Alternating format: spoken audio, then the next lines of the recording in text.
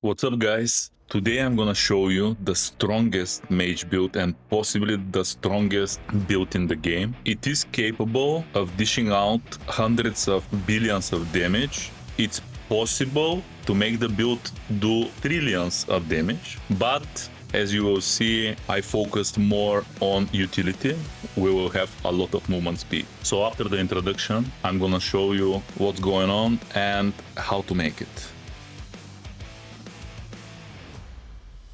Alright, now first I want to take something out of the way. For sure there will be probably people that are going to say, but I'm doing life conversion into evasion, into damage. Oh, I'm doing so much damage. This is the best. Life conversion is good, don't get me wrong, but it's very far away from being the best in anything. The stats on your sheet does not matter whatsoever in this game. The only thing what matters is how much damage you do and how durable you are. And about damage, you cannot out-damage this build in any capacity, in any reality. About sustainability, the build is so sustainable that you have to try really, really hard to kill your character. So after we put that aside, let's start with the skills and specialization. I'm going to explain only the important ones. The whole build will be in the description and on the first pinned comment, so you can just copy paste them. We are playing with Phlegmatic Caster,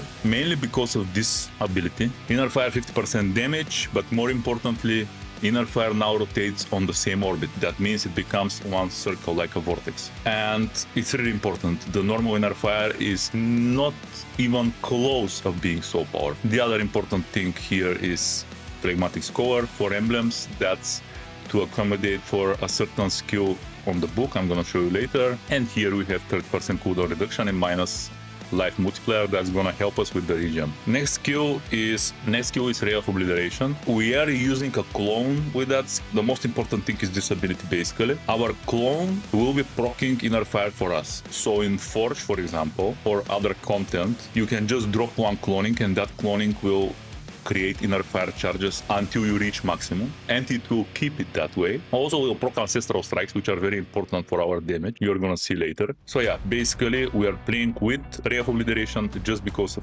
this ability, and of course you have to take everything else, which is shown. For Book Smash, we are mainly playing Book Smash only because of this ability. So what we are going to do is we are gonna cast one Book Smash and then we are not casting nothing else. What's going to happen, we're going to get 20% raw damage multiplier after we casted the book. All our spells are obliteration, so we're going to get exactly this one. And that's for the skills.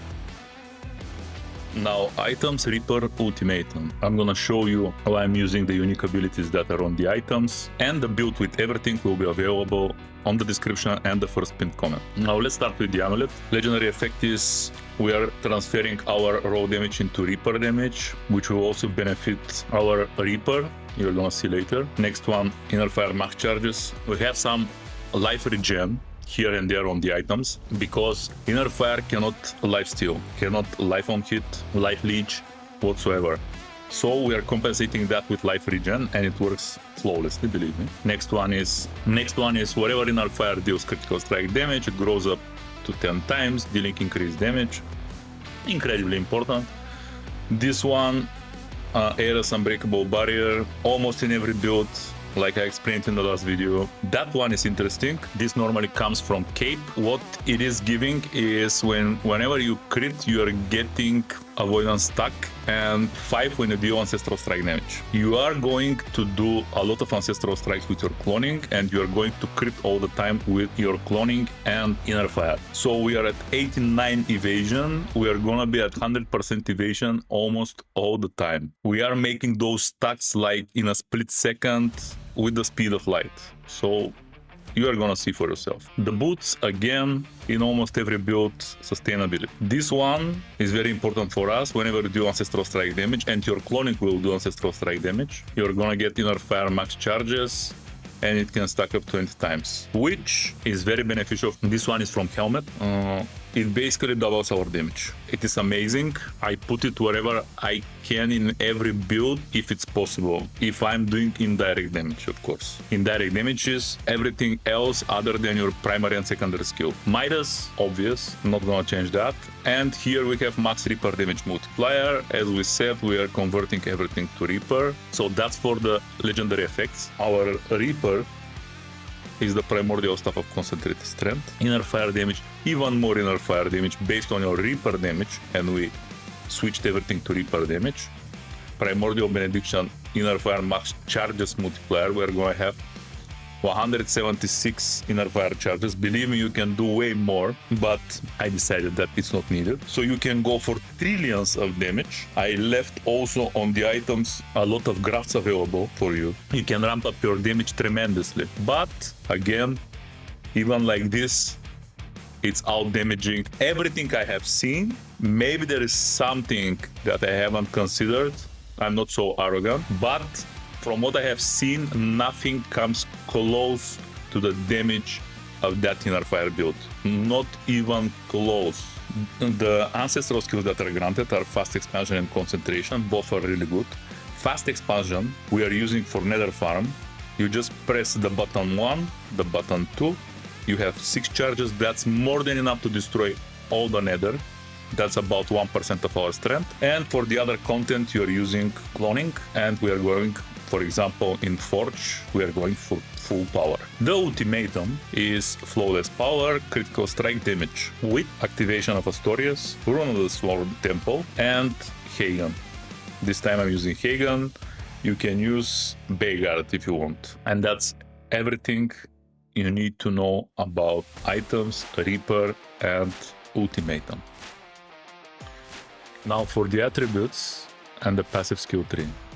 For the attributes, we are going 15 points of bravery, maximum fury, and everything else on savagery. Keep in mind, you can go full savagery and you can go with less fury. You can choose that. For the passive skill tree, we have this one is traveling note. This one, actually, we are using it when we are doing nether farm. Button 1, button 2, 6 charges. You're just walking and destroying everything with incredible speed. Here we have Thunderstruck. We don't care about the damage. We just need to proc some ancestral strikes so we can activate our legendary effects. This one is a traveling note. This one is also a traveling note here because we are not attacking with primary or secondary skills. And here we have some raw damage, which is good. It will be converted to Reaper. And here we have 30% Ancestral Strike chance, so we are basically getting free Ancestral Strike chance on the tree, so we don't have to put on items or things like that. And our special point is on Inner Sanctum for benefits of Inner Fire. Simple as that, and that's all for attributes and passive skill tree. And I believe, guys, that's all for this video. If you find the video helpful, please like and subscribe, and please let me know how you feel about the build in the comments. I believe if you try it out, you will be immensely impressed by its power. See you next time.